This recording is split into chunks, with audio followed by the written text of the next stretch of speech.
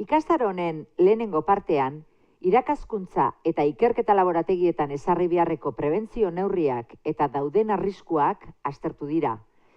Ikastaro honen bigarren partean, hau da, hurrengo 4 moduluetan, UPV-EHUko laborategietan sortzen diren hondakinak aztertuko ditugu. Unibertsitateko laborategietan sortzen diren hondakin arriskutsu mota ezberdinetan arreta jarriko dugu. Hondakin hoiek modu arduratsuan kudeatzeko oinarrizko ideak aipatu eta hondakin hoiek kudeatzeko kontutan hartu beharreko alderdi nagusiak zeintzuk diren azalduko dugu.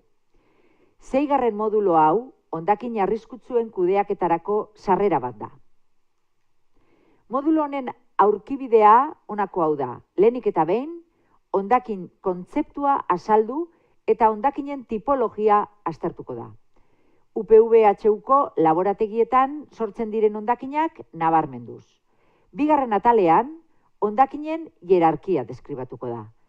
Ingurumenaren gainean duten eragina ahalik eta txikiena izateko egin beharrekoa, lehentasun urrenkera honi jarraituz.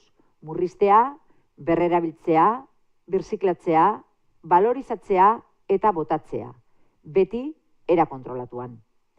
3. atalean, hondakinak kodetzeko arauen berri emango dugu eta hondakinak arriskutsu eta ez arriskutsu gisa sailkatzeko kontutan hartu beharreko ezaugarriak zehaztuko dira.